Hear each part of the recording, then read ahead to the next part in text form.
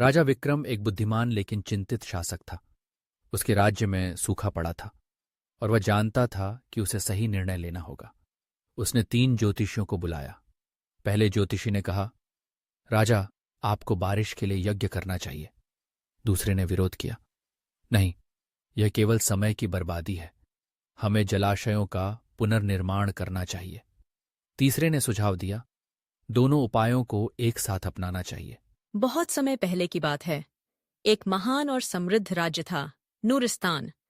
उसके केंद्र में खड़ा था एक शानदार महल, जहां रहते थे सम्राट ज़हीर उद्दीन, एक ऐसा राजा जो केवल तलवार से नहीं, पकड़ी पातिम आयते बल्कि बुद्धि और जिज्ञासा से भी राज करता था। एथ भोर की भविष्यवाणी। एक सुबह, जब आकाश गुलाबी हो चला था और मंदिरों की घंटियां दूर से गूंज रही थीं, राजा अपने निजी उद्यान में टहल रहे थे।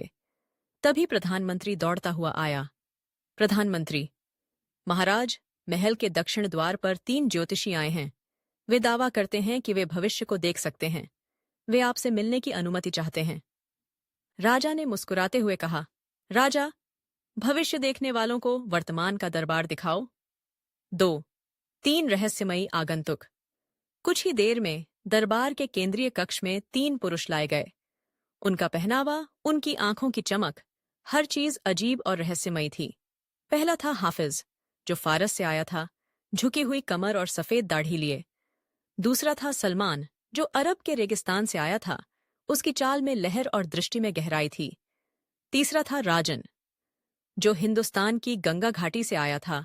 वह शांत था, जैसे किसी भीतर के संसार को देख रहा हो। तीनों ने झुककर राजा को प्रणाम किया।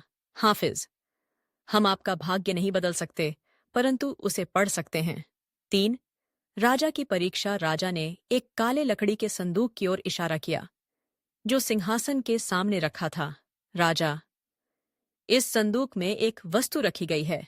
यदि तुम सच में भविष्य दृष्टा हो, तो बताओ, वह क्या है, कैसे और क्यों यहां आई?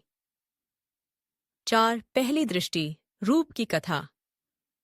हाफिज ने आंखें बंद कीं, कुछ बुदबुदाया और बोला, हाफिज, यह गोल है, सुवासित है और बगीचे से अभी हाल में तोड़ा गया है।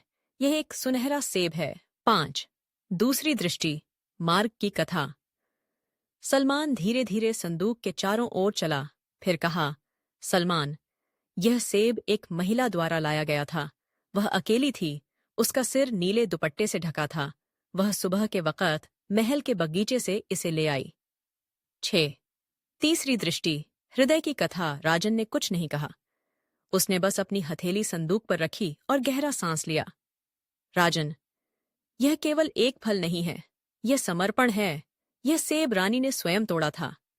जब सूरज की पहली किरणें गिरी थीं, तब वह मौन प्रार्थना करती हुई बगीचे में आई, इस सेब को चुना और इसे आपके लिए छोड़ गई, राज्य की रक्षा और प्रेम के प्रतीक के रूप में।